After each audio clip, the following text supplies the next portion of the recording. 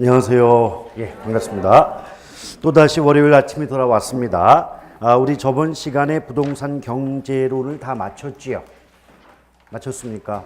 자, 그럼 경기 변동론 안 했나요? 했지요? 안 했어요? 예, 그러면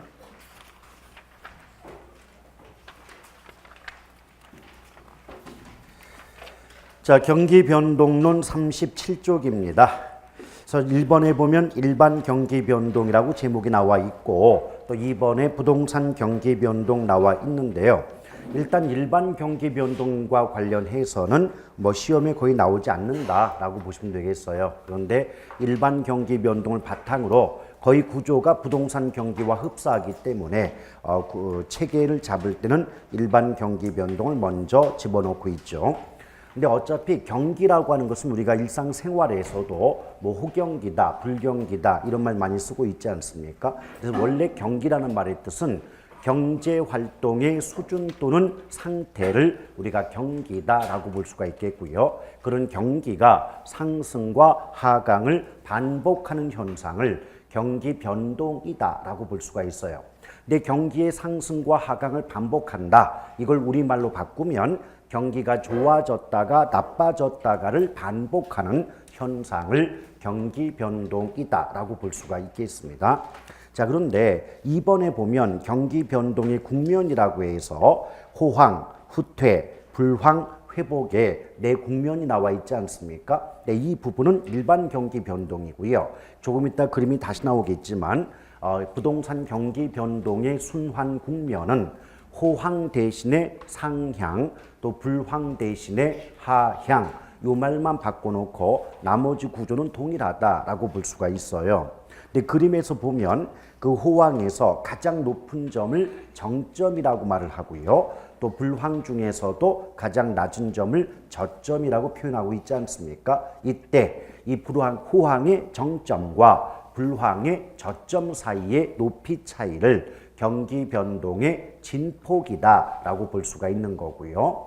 또한 호황에서 출발해서 후퇴, 불황, 회복을 거쳐서 또 다른 호황이 나타날 때까지 걸리는 시간차를 우린 경기 변동의 주기다라고 볼 수가 있겠어요. 지금 그림에서는 진폭이라는 표현 나와 있지만 주기라는 말은 나와 있지 않지 않습니까? 그래서 호황에서 또 다른 호황이 나올 때까지 걸리는 시간을 우리가 주기다라고 볼 수가 있겠어요. 자, 일반 경기 변동은 그 정도로 보시면 되겠고요.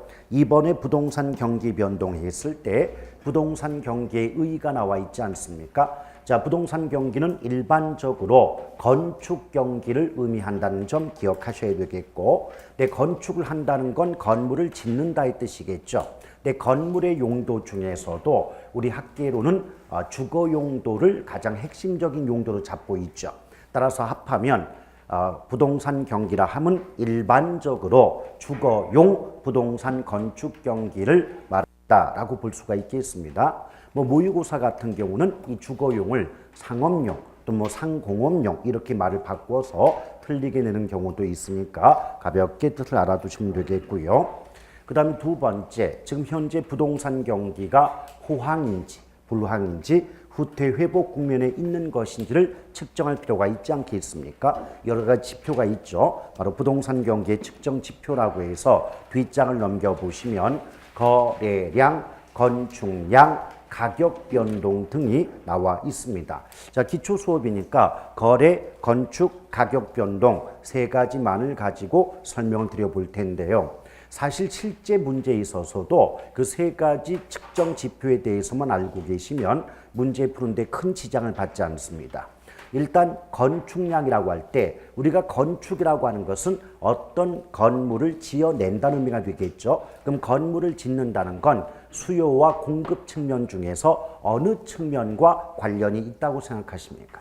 공급이 있죠. 그래서 건축량은 공급 측면의 측정 지표다라고 볼 수가 있죠.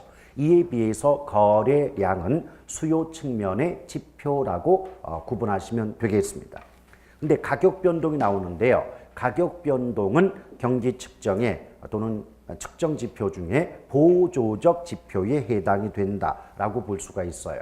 근데 보조적 지표라고 하는 건 우리말로 바꾸면 일종의 참고자료다. 절대적인 지표가 될 수 없다. 이런 뜻인데요. 결국은 가격의 변동, 즉 가격의 상승, 하락만을 가지고 경기가 좋다, 나쁘다고 단정할 수는 없다는 의미가 됩니다. 자, 단적인 예로 특정 지역에 투기 붐이 발생해서 땅값 또는 부동산 가격이 높게 올라가고 있지만 거래는 대단히 한산하게 이루어지고 있다면 단순히 부동산 가격이 높게 올라간다는 이유만으로 그 지역의 부동산 경기가 좋다고 말할 수는 없지 않냔 말이죠. 또 뒤집어서 어떤 지역은 거래는 대단히 활발하게 이루어지고 있는데 가격은 높게 올라가지 않고 있더래요. 그럼 단순히 가격이 높지 않다는 이유만으로 그 지역의 부동산 경기가 안 좋다, 침체 상태에 있다, 이렇게 단정할 수도 없는 것 아니냐 이 말입니다. 아시겠죠? 그래서 실제 기출문제 지문에서도 어떤 말이 나온 적이 있냐면 한번 들어보시죠. 부동산 가격이 오른다고 하여 부동산 경기가 좋다고 말하는 것은 이론적으로 옳지 않다. OX. 맞죠? 예, 기출문제 하나 맞추셨습니다. 예, 그런 식으로 출제가 되고 있다는 겁니다. 자, 그 정도 보시면 되겠고요. 자, 그 다음에 4번 보시면 부동산 경기의 순환 국면이라고 해서 앞에서 보셨던 그림과 똑같은데 호황 대신에 상향, 또 불황 대신에 하향, 이렇게 말이 바뀌어져 있을 뿐 아니겠습니까? 그렇죠. 자, 그런데 보통 우리가 시험에 자주 나오는 내용 중에 하나가 뭐냐면 그 경기 순환 국면별 특징을 정확히 알고 있느냐. 상향 국면에서는 어떤 현상이 나타날 것이고 또 후퇴 국면은 무슨 현상이 또 등장할 수가 있겠는가, 이런 걸 가지고 주로 많이 물어보고 있더라는 거죠. 근데 만약 제가 수험생 입장에서 공부를 한다면 어차피 상의 반대가 뭡니까? 따라서 상향과 하향을 묶어놓고 둘 중에 하나만 공부했다가 반대말 나오면 기억한 내용 반대로 뒤집어주면 되겠죠. 또 후퇴와 회복도 반대말이기 때문에 둘 중에 하나만 기억하시고 반대말 나오면 뒤집어주면 됩니다. 근데 만약 저한테 공부하러 간다면 그것조차 안 할 겁니다. 왜? 상향은 호황이니까 얼마나 좋은 말이 많이 나올 것이고 하향은 불황이니까 상당히 안 좋은 말들의 연속이지 않겠습니까?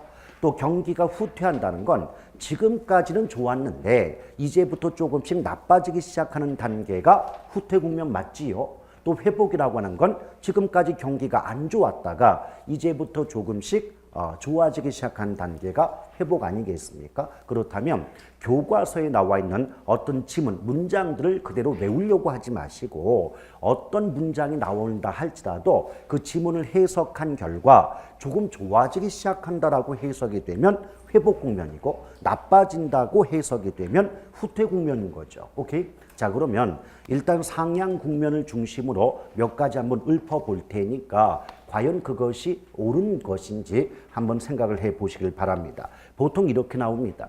부동산 경기 순환 국면 중 상향 국면은 부동산 가격이 지속적으로 상승하며 거래는 대단히 활발하다. 매도자 중시 현상이 크며 매도자 중심 시장이 형성되는 반면 한편 또 매도자는 거래 성립 시기를 늦추고자 하며 매수자는 당기고자 하는 매도 매수 법칙이 강하게 작용한다. 시장 이자율은 대단히 낮게 형성되며 과거의 직전 국면의 거래 사례 가격은 새로운 거래의 하한선이 된다. 뭐 이런 식의 말이 연속이 돼요. 근데 이것을 뜻도 모르고 외우다 보면 오래 못 갑니다. 그런데 하나하나 차근차근 해석해 보면 너무나 당연한 말들의 연속이에요. 한번 생각해 보실까요? 자, 부동산 가격이 계속해서 오르고 있고 거래가 대단히 활발하게 이루어지고 있다면 이보다 더 좋은 말이 어디 있습니까? 그럼 당연히 호황 국면인 상향이 되겠죠. 그런데 우리 이렇게 한번 생각해 봐요. 지금 현재 부동산 가격이 계속해서 오르고 있는 상태라면 부동산을 가지고 있는 게 이익이 되는 거 아니겠습니까? 그렇다면 팔려고 하는 쪽은 많을까요? 적을까요? 적겠죠. 근데 너도 나도 부동산이 돈이 되니까 너도 나도 부동산을 사려고 하는 사람은 많지 않겠습니까? 그럼 매도자는 쪽수가 적은데 매수자는 수가 많아지겠죠. 내 사람이든 짐승이든 물건이든 쪽수 적은 쪽이 귀하니까 대접을 받는단 말이죠. 그럼 매도자의 수가 적으니까 매도자가 대접을 받기 때문에 매도자 중시 현상이 크고 또 그분들이 칼자를 갖고 있는 거니까 매도자 중심 시장이 형성된다라고 하면 지극히 당연한 말 써놓은 거 아닙니까? 맞아요? 자, 그러면서 또 지금 조금만 늦게 팔아도 좀 더 비싼 값에 팔 수가 있는 상황 아닙니까? 왜? 가격이 계속 오르고 있는 상황이니까. 그럼 파는 쪽, 매도자 입장에서는 조금이라도 거래 시기를 늦추고자 할 것이고, 왜? 좀 더 비싼 값을 받을 수 있죠. 또 반대로 매수자 입장에선 하루라도 빨리 사야만 좀 더 싼 값에 부동산을 구입할 수가 있지 않겠습니까? 그 결과 매도자는 거래 성립 시기를 늦추고자 하며 매수자는 당기고자 한다. 이런 말이 나올 수밖에 없는 거 아니겠나요? 또 시장 이자율이 대단히 낮게 형성이 되면 목돈을 빌리기가 쉬워집니다. 이자 부담이 줄어드니까. 그럼 고가품인 부동산의 수요가 늘어날 것이고 일정한 시간적 격차를 두고 공급도 증가할 거예요. 왜? 수요가 늘어나면 공급도 늘어나게 되니까. 그럼 수요 공급이 모두 증가한다는 건 사는 쪽 파는 쪽 모두가 늘어난다 이 뜻이므로 결과적으로 거래가 활발해질 수밖에 없지 않나요? 맞죠? 그 다음에 상향이 되기 전에, 즉 호황이기 직전에 어떤 아파트가 2억의 거래가 됐대요. 그럼 그 아파트 호황인 상향 국면에서는 아무리 못 받아도 2억 이상 받을 수 있는 거 아니에요?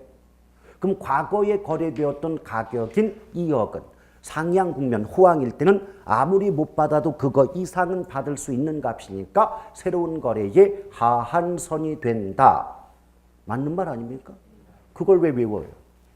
그걸 뜻도 모르고 다 외우고 다녀요. 그럼 그 나중에는 3일만 지나면 또 까먹어가지고 다시 외워야 되는.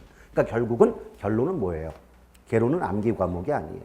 내용 문장을 익히면서 이 말이 왜 나올 수밖에 없는가를 조금 생각해보고 시간은 좀 걸리지만 속도가 좀 느리겠지만 그렇게 해서 얻어진 지식은 제가 일방적으로 여러분에게 주입한 지식이 아니라 여러분이 스스로 터득한 지식이 되기 때문에 절대 까먹는 게 없는 겁니다.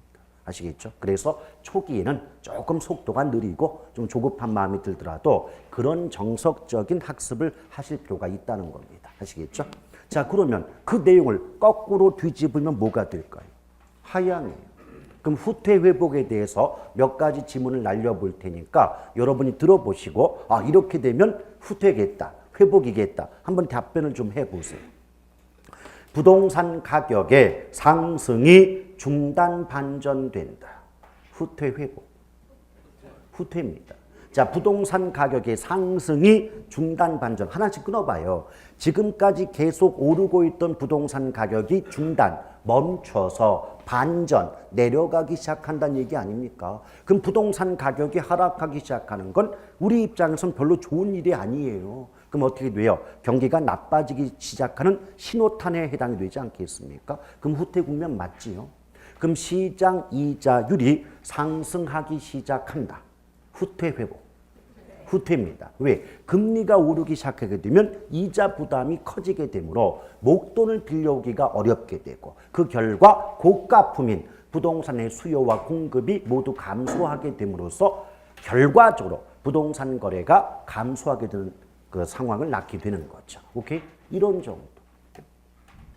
이게 어렵습니까? 아니죠? 여러분 조금만 생각해보면 여러분의 상식과 지식으로 얼마든지 판단해 볼 수 있는 능력을 갖고 계시지 않습니까? 그 능력을 써 먹어야지 사장시키면 어찌한단 말입니까? 아시겠죠? 오케이? 그러면 경제순환 국면에 대한 내용은 끝. 이제 39쪽에 거미집 이론 나오는데요. 여러분 한 가지 질문을 드립니다. 우리 저번 주에 무엇을 배웠냐면 어떤 물건의 수요와 공급이 일치하는 상태를 무엇이라고 배웠습니까? 균형이라고 배웠습니다. 균형이라고 배웠습니다. 그럼 수요와 공급이 일치하지 않는 상태는 무슨 균형이죠? 불균형이죠. 거미집 이론이라고 하는 것은 불균형 상태, 즉 수요와 공급이 일치하지 않는 불균형 상태에서 수요와 공급이 일치하는 균형 상태를 찾아 이동하는 움직임에 중점을 둔 이론에 해당이 됩니다. 근데 여기서 불균형에서 균형을 찾아 이동하는 움직임에 중점을 두었다는 점에서 한자로 움직일 동을 써서 동태적 이론이다 라고 말할 수가 있습니다. 우리가 보통 공부를 하시다 보면 동태적이다, 정태적이다, 생태적이다 이런 말을 많이 쓰게 되는데요. 동태라고 할 때는 움직일 동이 핵심이기 때문에 어떤 움직임에 중점을 둔다 이렇게 볼 수가 있겠고, 정태는 고요할 정입니다. 원래 동태의 반대가 정태거든요. 그래서 고요할 정자가 들어가 있다는 건 움직임이 없다, 어떤 현상이 그대로 유지가 된 때에 우리 정태다 이렇게 말할 수가 있겠고요. 또 이론을 주장함에 있어서 살아있는 생명체에 비유해서 이론을 주장할 때는 생자를 붙여서 생태적이다 라고 볼 수가 있겠습니다. 아시겠죠? 그러나 주의하실 것은 명태나 황태는 존재하지 않습니다. 생태, 동태, 정태입니다. 자, 그리고 이 거미집 이론이 왜 불균형 상태에서 균형 상태를 찾아 이동할 수밖에 없는가? 이유가 있어요. 우리 거미집 이론은 일반적으로 생산기간이 장기인 재화에 적용되는 이론입니다. 즉 어떤 물건을 만들어서 시장에 공급할 때까지 시간이 오래 걸리는 물건에 적용되는 이론이 거미집 이론이라는 거죠. 근데 이 말은 결국 생산기간이 오래 걸린다는 건 어떤 물건의 생산 공급이 바로바로 이루어진다는 뜻입니까? 그렇지 못하다는 뜻입니까? 그렇지 못하다는 거죠. 그래서 바로 생산 공급이 이루어지지 못하는 경우를 우리는 공급이 비탄력적이다라고 볼 수가 있어요. 오케이? 그래서 생산 기간이 장기인 재화이나 이라는 말이나 공급이 비탄력적인 재화란 말은 같은 의미다라고 볼 수가 있겠습니다. 근데 건물을 비롯한 부동산도 어때요? 생산 기간이 단기입니까? 장기입니까?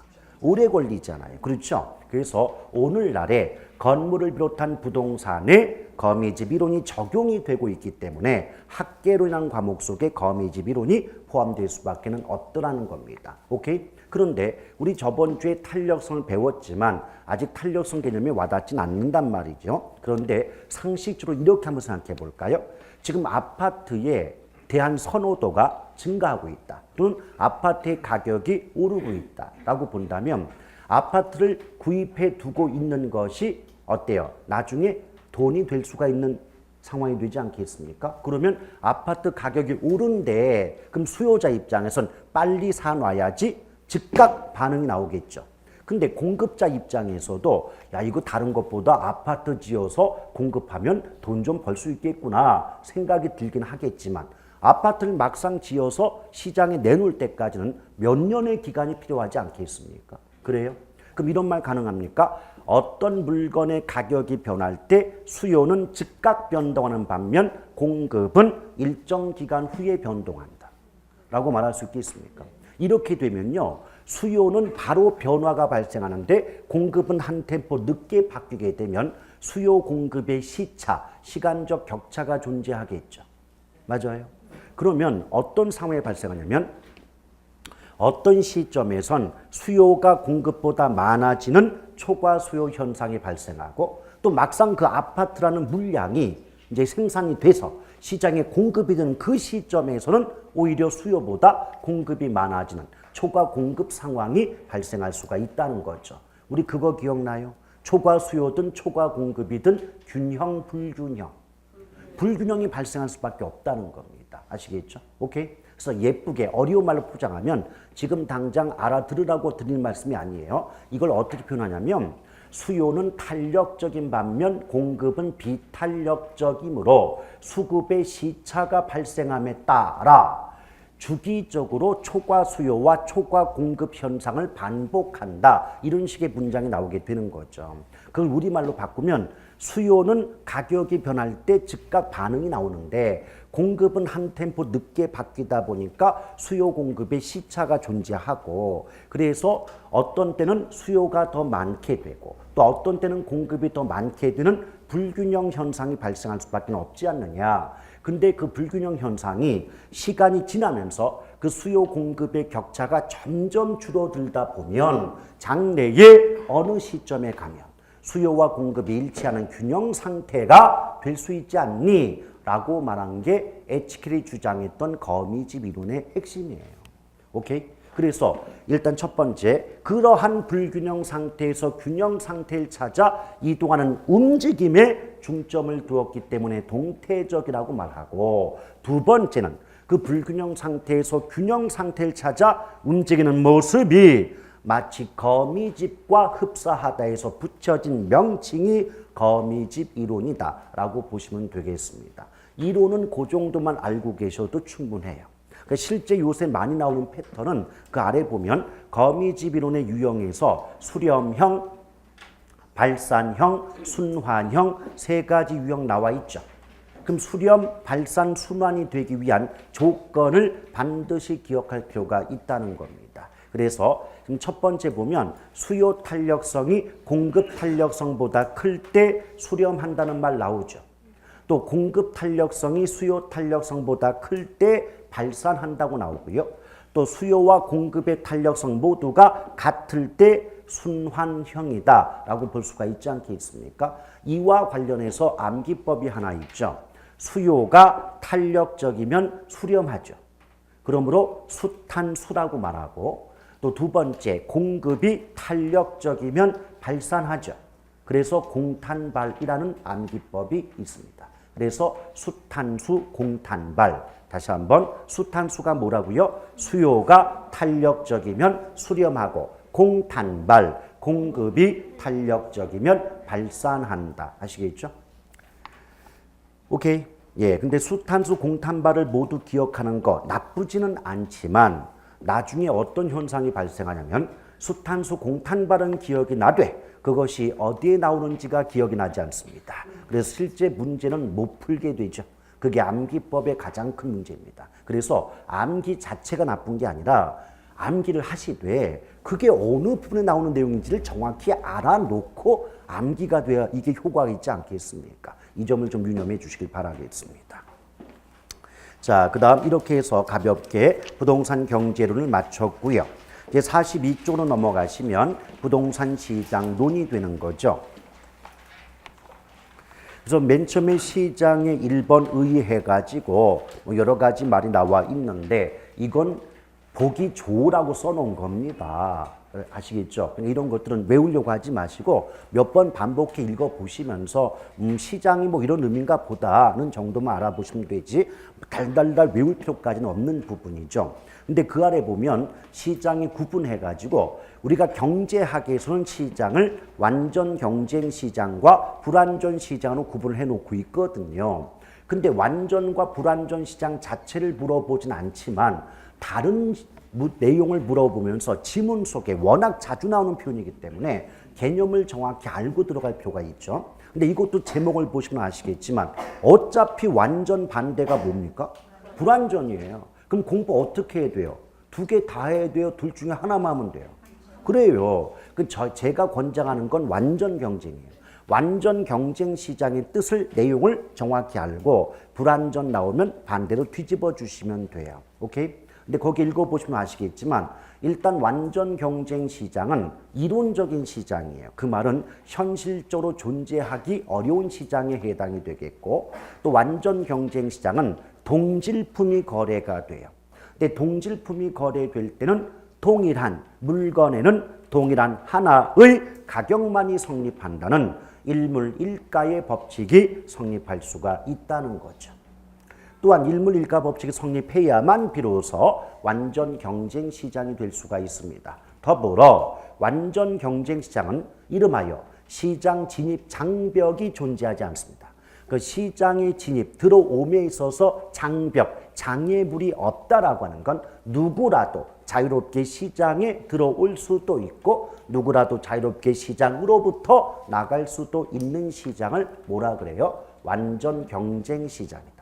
그래서 이제 그 시장 진입 장벽이 없다는 말을 좀 예쁘게 포장하면 누구라도 자유롭게 시장의 진입과 시장으로부터의 탈퇴가 자유로운 시장이다. 이렇게 말을 바꿔볼 수가 있는 거죠. 근데 여러분 생각해 보세요. 시장에 들어옴에 있어서 장애물이 없다면 그만큼 자유롭게 아무나 시장에 들어올 수가 있겠죠. 그 결과 완전 경쟁 시장의 참여자의 수는요. 많을까요? 적을까요? 많죠. 그럼 다수다, 소수다? 다수라는 거예요. 오케이? 다수다. 자, 근데 그런 것들이 별거 아닌 것 같죠? 전부 기출문제 지문들이에요. 왜? 다수인데 다를 소로 한 글자 바꿔가지고 꼭 틀리게 만들어요. 요새 그 지문 패턴은 어떻다 그랬습니까? 옛날 그 문제는요, 틀린 말이 나오면 다 틀리게 만들었어요. 근데 요새 문장은 어떻습니까? 100% 중에 95% 맞게끔 해놓고 5% 틀리게 만들므로써 틀린 거 골라봐라. 이런 형태이기 때문에 끝까지 주의 있게 보셔야 됩니다. 아시겠죠? 또한 완전 경쟁 시장은 모든 정보가 공개되어 있어요. 근데 정보라는 건 뭐냐면 우리 전에 배웠죠. 상품을 재화라고 했잖아요. 재화. 재화란 말은 상품 물건의 뜻인 거 기억나십니까? 저번 주에 드렸죠. 그런데 그 재화의 어떤 정보라고 하는 건 그 물건의 가격이라든지 뭐 품질이라든지 기능 같은 거 이걸 모두 묶어 가지고 정보다 이렇게 말할 수가 있어요. 그런데 그 모든 정보가 모든 시장 참여자에게 공개 이미 알려져 있는 시장이 바로 무슨 시장? 완전 경쟁 시장이에요. 근데 여러분 생각해 봐요. 광고라는 게 뭘까요? 어떤 기업의 입장에서 또는 생산 주체 입장에서 새로운 상품을 개발해 냈는데 그 상품에 대한 가격이나 품질이나 기능 등 관련된 정보를 소비자들은 모르고 있기 때문에 요번에 저희 회사에서 신제품 만들어졌어요. 가격은 얼마고요? 어떠한 품질과 기능을 갖고 있어요. 라고 알리는 수단이 광고 아닌가요? 근데 그 모든 정보를 이미 다 알고 있더래요. 그렇다면 광고가 필요해요, 안 해요? 그래서 경제학에서는 완전 경쟁 시장을 광고가 필요 없는 시장이다. 이렇게 표현하기도 합니다. 그리고 또 이렇게 한번 생각해 보죠. 모든 정보가 공개되어 있다는 건 내가 알고 있는 건 남들도 알고 있다는 뜻이에요. 이런 정보는 가치가 있을까요? 없을까요? 자, 단적인 예로요. 요번 우리가 대비하고 있는 28회 공인중개사 문제는 아직 공개된 정보가 아니기 때문에 우리에게는 정보로서의 가치가 있는 거 아닙니까? 근데 바로 작년에 보았던 27회 공인중개사 기출문제는 이미 공개된 정보로서 가치가 없겠죠. 오케이? 여러분 작년 기출문제를 얻고자 대가를 지불할 용의가 있으십니까? 없지 않습니까? 그렇죠? 이런 경우 모든 정보가 공개되어 있다는 건 내가 알고 있는 건 남도 알고 있다. 따라서 가치 있는 정보가 존재하지 않는 거죠. 그럼 어떤 정보가 가치가 없다면 가치 없는 그 정보를 얻고자 대가를 지불할 의사 없다 하지 않았습니까? 이런 경우 뭐라 그래요? 완전 경쟁 시장은 정보 비용이 발생하지 않는다. 또는 정보 습득 비용이 존재하지 않는다. 이렇게 말할 수가 있는 거죠. 근데 정보 비용도 굉장히 같은 말이 많은데요. 외우지 마시고 정보와 비용자만 들어가면 가운데 어떤 말이 붙어도 다 같은 말이에요. 예컨대 정보 비용, 정보의 기회 비용, 정보 획득 비용, 정보 습득 비용 어떤 말이 붙어도 정보와 비용자만 들어가면 가운데 말 신경 쓰지 마시고 같은 뜻이다 라고 보시면 되겠어요. 오케이? 또한 그 가치 없는 정보를 우리는 다른 말로 이렇게 말해요. 우수한 정보가 존재하지 않는다. 우수한 정보가 존재하지 않는다고 한다면 특정한 정보를 이용하여 남보다 더 큰 이익을 얻을 수가 없다는 뜻이에요. 단적인 예로요. 우리 그 노원 일대가 뭐 재개발된다 또는 개발된다는 정보를 남들은 모르고 나만 알고 있다면 나는 그 개발 정보를 이용해서 노원 일대의 부동산을 미리 매입하고 나중에 개발이 된 이후에 그 차액을 얻을 수가 있지 않겠습니까? 그렇죠. 그런데 노원 일대가 개발된다는 정보를 전 국민이 모두 알고 있다면 그 개발 정보를 이용해서 내가 남보다 더 큰 이익을 얻을 수는 없게 되지 않겠습니까? 그래요? 그런 시장을 우린 무슨 시장이라고 말한다? 완전 경쟁 시장이다 라고 말할 수 있다는 거죠. 오케이? 그럼 그 내용을 모두 뒤집어 주면 무슨 시장이다? 불완전 시장입니다. 자, 우리 이렇게 한번 생각해 봐요. 그럼 불완전 시장은 동질품이 아닌 이질품이 거래가 되고 그러면 일물이가 법칙이 성립이 될까요? 안 될까요? 안 돼요. 잠깐 끊어보면 우리가 처음에 첫 시간에 배웠던 게 부동산의 자연적 특성 중 개별성이라는 거 기억나요? 그 개별성 때문에 토지는 저마다 같다, 다르다? 다르다. 그럼 동질품, 이질품. 그럼 일물 일가법칙 성립됨, 안 됨. 그럼 부동산 시장은 완전, 불완전. 연결되잖아요. 모든 개론의 이론은 파트별로 나눠지는 게 아니에요. 1편부터 8편까지 아주 중복되고 거미줄처럼 촘촘히 연결돼 있어요. 그걸 딱딱 끊어서 파트별로 구분하고 외우려니까 개론 점수가 안 나오는 겁니다. 아시겠죠? 오케이? 따라서 이제 개별성 연결이 될 것이고요. 그 다음에 뒤집어서 우리 불완전 시장은 시장 진입 장벽이 있다고 말할 수 있겠죠. 그럼 시장 진입 장벽이 있다면 시장 참여자가 다수다, 소수다? 소수다. 잠깐 끊어볼까요? 역시 첫 번째 시간에 뭘 배웠냐면 부동산의 인문적 특성 중 고가성 기억나요? 고가성. 부동산은 일반적인 재화 상품보다 물건값이 비싸다. 고가성. 그 비싸다는 특성 때문에 내 돈만으로는 부동산을 구입하거나 투자하기가 어렵다고 했고 또 비싼 대가를 지불할 수 있는 능력자들만 시장에 진입이 가능하다고 했던 거 기억나요? 그럼 고가성 자체가 부동산 시장에 아무나 들어올 수 없게끔 만드는 진입 장벽으로 작용한다 하지 않았습니까? 오케이? 그 결과 부동산 시장의 참여자는 다수다, 소수다. 그 다를, 그 소를 다로 바꿔가지고 틀리게 만든 문장들이 얼마나 많은 줄 아십니까? 별거 아니지 않습니까? 부동산 시장이 무슨 시장이라고요? 불완전 시장이에요. 불완전 시장이면 시장 진입 장벽이 존재하니까 시장 참여자가 소수일 수밖에 없지 않습니까? 그 소자를 다자로 바꿔서 벌써 한 서너 번 이상 출제했죠. 그럼에도 불구하고 낼 때마다 틀리는 그 이유를 알고 싶습니다. 기본 개념이 잡혀 있지 않으니까 틀리는 거예요. 아시겠죠? 근데 여러분 지금 들어보면 그런 문제의 수준이 그렇게 높다고 말할 수는 없지 않습니까? 그렇죠? 그럼에도 불구하고 점수를 얻지 못해요. 참 희한하지 않습니까? 왜? 기초가 잡혀져 있지 않아요. 근데 희한하게 수준 높은 걸 물어보면 잘 맞춥니다. 그러니까 난이도가 좀 있는 건 의외로 잘 맞추시는데 상대방이 이건 가져가세요 라고 내는 문제는 희한하게 또 못 맞춘 경향이 있거든요. 그건 뭐냐?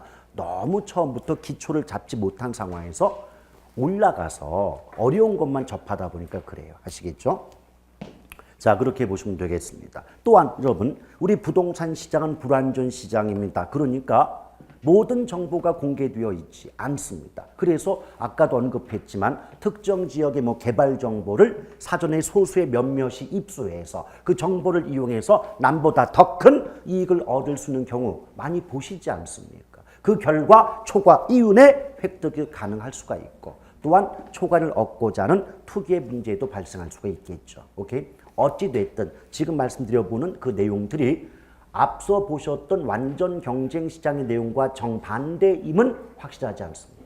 그러니 둘 중에 하나만 정확히 알아두시면 될 거예요. 자, 그러면서 부동산 시장에 의해서 여러 가지 말 나오지만 가장 핵심은 바로 두 번째 줄이죠. 유사한 부동산에 대하여 유사한 가격이 형성되는 지리적인 구역이라고 정의할 수 있다. 이 부분 역시도 기출문제에 자주 출제되었던 지문이에요. 그러니까 여러분들 모든 그 출판 교과서의 내용들은요, 이미 출제되었던 기출문제 지문을 바탕으로 서술되어 있는 겁니다. 그래서 교과서 내용을 자주 읽어보신다는 건 그만큼 기출문제를 많이 풀어보는 것과 똑같은 효과를 얻게 되는 거죠. 그 다음에 오른쪽 넘어오시면 부동산 시장에 기능이 있고 아래에 특성이 있는데 기능 같은 경우는 내용을 물어보질 않아요. 내용을 물어보는 게 아니고 다음 중 부동산 시장의 기능인 것은 또는 기능이 아닌 것은 종류 갖고 물어본다는 거죠. 자, 그래서 제가 부르는 글자를 한번 동그라미 그려볼까요? 자, 정보 제공 기능의 정. 자, 정의 동그라미. 그 다음에 4번에 양과 질의 조정 기능에서 양의 동그라미. 그리고 5번에 자원 배분 기능에서 자의 동그라미. 그리고 3번에 교환 기능에서 교의 동그라미인데 요건 암기법을 만들다 보면 교라는 말이 좀 어색하기 때문에 암기법에선 고라고 말합니다. 고. 그리고 2번에 가격 창조 기능에서 가 동그라미. 그래서 암기법이 뭐냐면 정량 자고가. 아시겠죠? 자, 부동산 시장의 기능 뭐라고요? 정량 자고가예요. 현실적인 용어로 바꾸면 라면 먹고 가가 되겠지만 자, 정량 자고가로 기억하시면 돼요. 근데 왜 이렇게 말면 되느냐? 그거 말고 나온 문제가 없어요. 맨날 정량 자고가만 물어봐요. 아시겠죠? 조심할 건 이양이나 박양은 될 수 없습니다. 정량만이 가능합니다. 자, 그 다음 또 3번에 부동산 시장의 특성했을 때 이 역시 암기법이 존재하지만 그런 암기법은 나중에 기본 때 알려드릴게요. 얘는 정량 자고가는 되게 간단하잖아요. 근데 나머지 암기법은 약간 생각하셔야 되기 때문에 나중에 알려드립니다. 다만 거기 2번에 보면 단기 거래 곤란성 해놓고 매매 기간의 장기성 그랬잖아요. 똑같은 말이죠. 단기간 거래가 어렵다는 말이나 매매가 될 때까지 시간이 오래 걸린다는 말은 같은 의미가 될 수밖에 없지 않겠습니까? 근데 대표적인 원인은요, 비싸다는 거예요. 비싼 물건은 어때요? 그만큼 거래가 성립할 때까지 시간이 오래 걸린다는 거죠. 단적인 예로 100원짜리 지우개 하나 사면서 몇 달의 고민과 신중한 전략이 필요한가요? 아니잖아요. 그냥 100원 하나 주고 지우개 하나 받으면 되죠. 근데 부동산은요, 기본이 억 단위가 넘고요. 뭐 요새 뭐 억은 뭐 돈도 아니라는 개념이 있긴 하지만 실제로 벌려고 해보세요. 억이 얼마나 많은가. 그렇죠? 그럼 어때요? 내 주머니에서 억 단위가 넘는 돈이 오고 가려면 내 입장에서 상당히 살떨리는 일입니다. 그렇죠? 그러다 보니까 어떤데요? 좀 계약서 다 찍으려고 하는데 잠깐만요 뺏고 이런 현상이 발생합니다. 여러분 이제 합격을 하시고 중개업에 현업에 종사하시다 보면 상당히 열받을 때가 많으실 겁니다. 다 해가지고 한 보름 이상 한 달 이상 정성을 들여서 이제 계약서 도장을 찍는 일만 남았는데 지그시죠 하는데 갑자기 계약서를 뺐더니 뭐라 그래요? 조금 더 생각해 볼게요. 이런다고요. 그런 경우 되게 많습니다. 근데 조금 더 생각해 볼게요 하는 그 순간 이미 그 계약은 물 건너간 겁니다. 아시겠어요? 다시 미련 갖지 마세요. 그 사람은 안 옵니다. 어쨌든 이런 식으로 매매가 완료될 때까지 상당히 오랜 시간이 걸린다는 의미가 되고 3번의 비표준화, 상품이 표준적이지 못하는 다는 건 상품마다 다르다. 이질적 재화의 의미를 담고 있죠. 즉 상품의 비표준화성의 바탕이 되는 부동산 특성은 개별성이다 라고 보시면 되겠어요. 그 다음에 넘겨보시면 4번에 수급 조절의 곤란성 그랬는데 우리 조금 아까 왜 거미집이론 말씀드리면서 제가 뭐라 그랬어요? 부동산은 가격이 변할 때 수요는 즉각 반응이 나오는데 공급은 한 템포 늦게 반응한다 하지 않았습니까? 그럼 어때요? 수요 공급의 시차가 존재한다 그랬죠. 그 결과 수요와 공급의 조절이 쉽지가 않기 때문에 균형 가격이 성립하기가 어려워요. 그러니까 단기적으로 어떤 현상이 발생하냐면 단기에는 가치와 가격이 일치하지 않는 가격의 괴리 현상이 발생하는 반면 장기로 가면 가치와 가격이 일치하게 되는 현상이 발생한다는 거죠. 여기서는 주로 문제가 거의 고정돼 있어요. 어떻게 고정되냐면 제가 조금 전에 뭐라 그랬어요? 수요와 공급 조절이 어려우니까 단기에는 가치와 가격이 일치하지 않게 되고 장기에는 일치한다 그랬지 않습니까? 그걸 꼭 단기, 장기 위치 바꿔가지고 단기에는 가치와 가격이 일치하는데 장기에는 일치하지 않는다라고 단기, 장기 위치 바꿔서 틀리게 내는 그런 문제가 거의 정형화되어 있다라고 보시면 되겠습니다. 그것만 유념해 주시면 되겠고요. 자, 나머지 뭐 다른 내용들은 기본 수업 때 이어가면 될 것 같고요. 그 다음에 그 아래 보시면 주택 시장에서 뭐 수요와 공급 나와 있는데 뭐 가볍게 한번 읽어 보시고 자, 오른쪽 어느 쪽 와보세요. 오른쪽으로 2번에 주택의 여과 과정 나옵니까? 자, 주택 여과라고 하는 건 의미를 잘 잡고 넘어가셔야 돼요. 자, 주택의 여과는 주택 순환, 영어로 필터링 현상이라고 말하는데요. 이건 어떤 뜻이냐면 특정 주택이 소득이 상이한 계층의 주택으로 전환되어 이용되는 현상을 주택 여과 또는 주택 순환이다 라고 말할 수가 있어요. 왜 현실적으로 보면 이런 경우 있잖아요. 어떤 집이 있다고 할 때 야 곰돌아 이 집이 옛날에는 장관님이 살던 집이래 또는 무슨 어떤 기업체 사장님이 살던 집이래 이런 말 하는 경우 있죠. 근데 그 말에 들어가는 뉘앙스는 상당히 부정적인 겁니다. 왜? 옛날에는 장관님이나 살던 좀 어깨에 좀 힘주는 분들 살았는데 지금 너 살고 있지 않니? 이런 뜻이거든요. 이게 뭐예요? 소득이 높은 계층의 사용주택이 시간이 경과하면서 수선이나 개량되지 않으면 주택의 질적 수준이 낮아지겠죠. 그러면 원래 그 집에 살던 분들보다 소득이 낮은 계층의 주택으로 바뀌어지겠죠. 이런 경우를 하향여과라고 말합니다. 그러면 하향여과가 있으면 무슨 여과도 있을까요? 상향여과도 있겠죠. 그럼 상향여과는 원래 상대적으로 소득이 낮은 계층이 사용하던 주택이 리모델링 됐다. 그래서 수선 개량이 이루어지면 상식적으로도 주택의 질적인 수준이 높아지겠죠.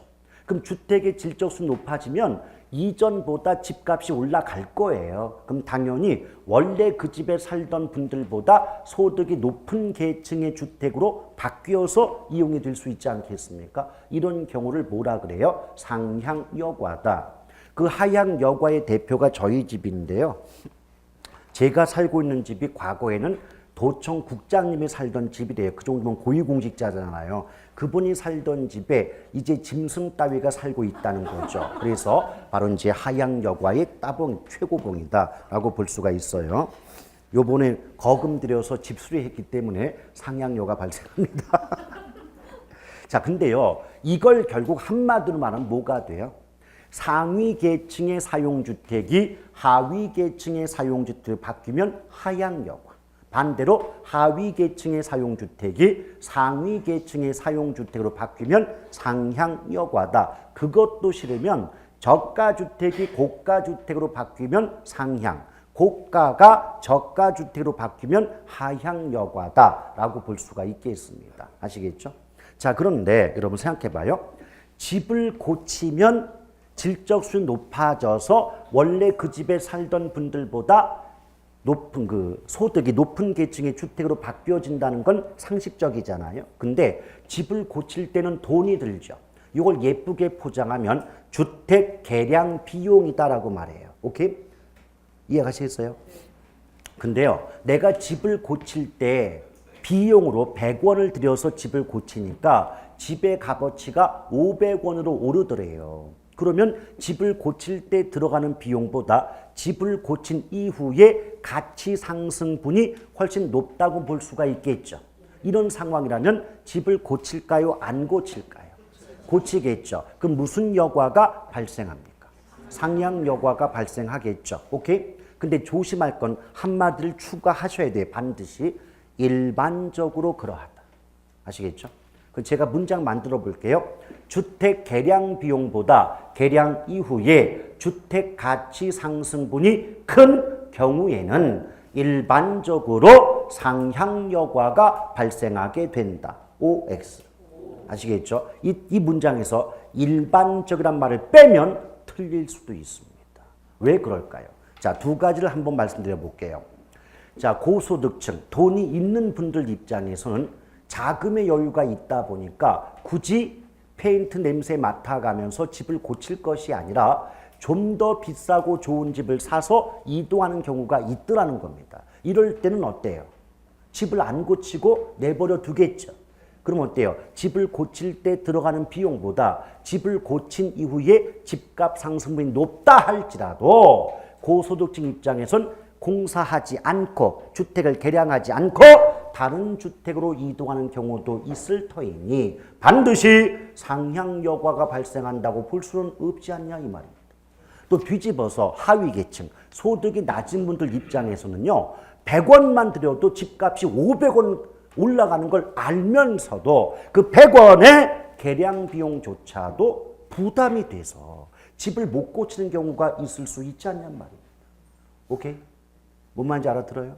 바로 그런 경우가 있을 수 있기 때문에 집을 고칠 때 들어가는 비용보다 집을 고친 이후에 주택 가치의 상승분이 높다 하더라도 반드시 주택의 개량이 이루어지는 것은 아니므로 반드시 상향 여과가 발생한다고 말할 수는 없겠죠. 그러나 대부분은 그러하겠죠. 그래서 일반적으로라는 말을 붙여야 된다 이 말이에요. 아시겠죠? 그럼 반대로 집을 고칠 때 들어가는 비용이 집을 고친 이후에 집값의 상승분보다 더 든다면 대부분의 경우는 집을 안 고치고 내버려 두겠죠. 그래서 일반적으로 하향 여과가 발생하게 된다라고 볼 수 있지 않습니까?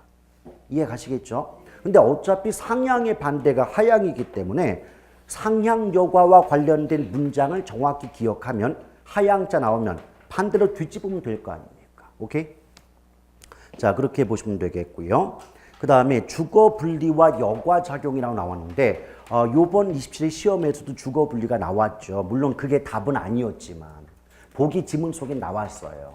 근데 주거 분리가 뭐냐? 한마디로 말하면 잘 사는 동네와 그렇지 못한 동네가 떨어져 위치하는 현상을 뭐라 그래요? 주거 분리. 요걸 예쁘게 말하면 저소득층의 주거지역과 고소득층의 주거지역이 분리되어 떨어져 위치하는 현상이다. 이렇게 포장할 수가 있는 거죠. 오케이? 됐어요? 그런데 이것을 우리가 좀 더 심도 깊게 얘기를 하게 되면 외부 효과와 관계가 있습니다. 기억나시나 모르겠어요. 우리 첫 번째 시간에 무슨 말씀을 드렸냐면 외부 환경에 좋은 영향을 받는 경우를 정의 외부 효과, 안 좋은 영향을 받는 경우를 부의 외부 효과가 발생한다라고 했던 거 기억나시죠? 근데요, 누구라도 좋은 영향은 받고자 할 것이고 나쁜 영향은 피하고자 하지 않겠습니까? 그래요? 그러면 고소득층의 주거지역, 이름하여 부촌, 부자 동네 입장에서는 가급적 못 사는 동네로부터 멀리 떨어지고 싶겠죠. 왜요? 이름하여 부의 외부 효과를 피하고자 한다, 차단하고자 한다라고 말할 수 있지 않겠습니까? 오케이? 이런 그래서 예쁘게 포장하면 주거 분리 현상은 정의 외부 효과는 얻으려고 하고 부의 외부 효과는 피하려는 동기에서 비롯된다. 이런 식의 문장이 나올 수가 있는 거죠. 오케이? 그런데 왜 갑자기 주거 분리와 여과 현상이 연결이 되느냐? 우리 이거 한번 생각해 봐요. 잘 사는 동네는 주거 환경이 좋죠. 이름하여 쾌적하다고 말할 수 있겠죠. 그럼 잘 사는 동네는요, 주거 환경이 쾌적하다 보니까 집을 고칠 때 들어가는 비용보다 집을 고친 이후에 집값 상승분이 훨씬 높게 나타납니다. 뭔 말인지 알아들어요? 그럼 어떻게 돼요? 상향 여과가 발생하겠죠. 그 상향 여과가 계속하여 발생함에 따라 잘 사는 동네는 계속해서 잘 사는 동네로 남게 된다는 거예요. 근데 반면에 저소득층의 주거지역, 빈촌이라고 하죠. 이런 동네는 주거 환경이 좋지 못하다 보니까 집을 고칠 때 들어가는 비용이 더 든다는 거예요. 내가 100원 들어서 집 고쳐봤자 집값 50원밖에 오르지 않는다는 거예요. 그럼 대부분의 경우는 집을 고치지 않고 방치하겠죠. 그럼 계속해서 하향 여과가 발생함에 따라 그 동네는 역시 계속해서 못 사는 동네로 남게 된다는 겁니다. 이해가시겠어요? 이런 관점에서 주거 분리와 여과 현상을 연결시킬 수가 있는 거죠. 그런데 우리 이런 경우 있을 수 있지 않습니까?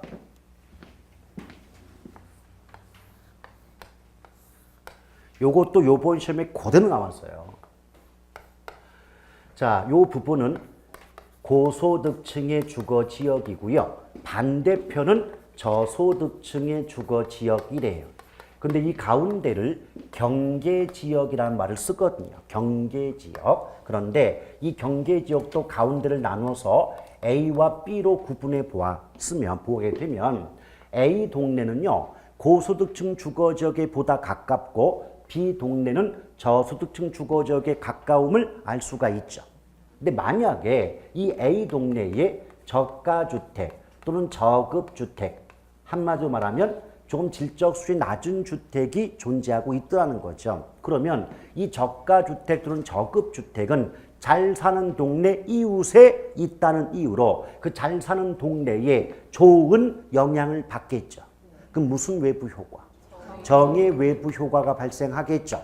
따라서 이 주택은 원래 주택의 가치보다 높게 높게 평가되고 원래 주택의 가격보다 싸게 비싸게 거래가 되겠죠.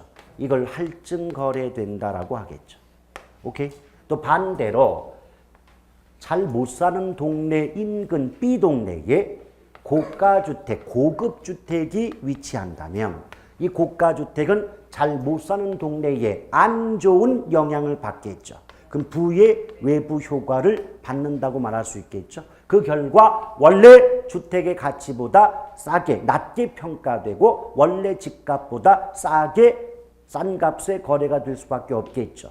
그럼 할증의 반대가 뭐예요?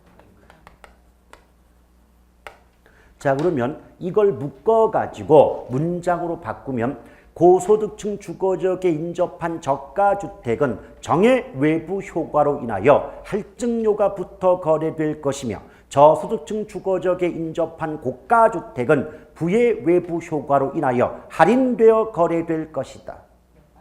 이게 벌써 몇 번씩 나왔던 기출문제 지문입니까?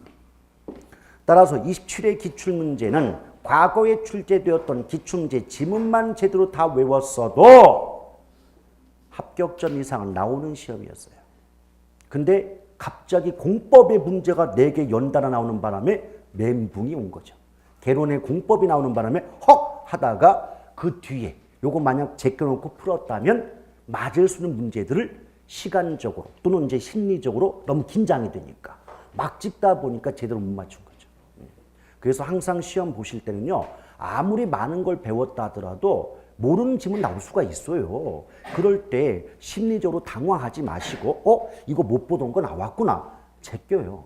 제껴놓고 내가 아는 것부터 풀지 않습니까? 그럼 뒤에는요, 분명히 여러분들이 알고 계신 말이 나와요. 그것만 제대로 체크를 하셨어도 간당 하더라도 이렇게 붙거든요. 근데 대부분 모르는 게 나오면 모르는 걸 붙잡고 있어서 그게 풀려요? 모르는데 안 풀려요. 계속 붙잡고 있네. 그러다가 나중에 정신 차리고 다른 거 풀어야지 할 때쯤 되면 이미 시간은 오래 걸렸고, 그럼 당연히 나머지 문제 거의 읽지도 못하고 찍어내야 되므로 옳은 정답이 나올 수가 없는 거죠. 오케이? 그러니까 앞으로도 경험을 한번 해보신 분도 계시고 이제 초보인 분도 계시지만 모의고사 볼 때부터도 긴장하고 푸세요. 실전처럼. 옆에 시계 꺼내놓고 주민등록증 꺼내놓고 주어진 시간에 마킹 못하면 답안지 내지도 마세요. 그렇게 연습을 하셔야 돼요. 학원에서는 잠깐 있어봐요. 실장님 해놓고 20분, 30분 후에 답안지 낼 수도 있어요. 그거 계속 반복해서 습관 갖고 계신 분들은 현장 가서도 잠깐만요 하고 있어요. 근데 감독관들 절대 안 봐줍니다. 왜? 그거 봐줬다가 인터넷에 올라가면 감독관들이 징계를 받아요. 자, 그래서 이제 그렇게 설명을 드릴 수가 있겠고요. 그 다음에 뒷장을 넘겨보시면 효율적 시장이론 나오죠? 예, 거기부터는 또 잠깐 쉬었다 갈게요.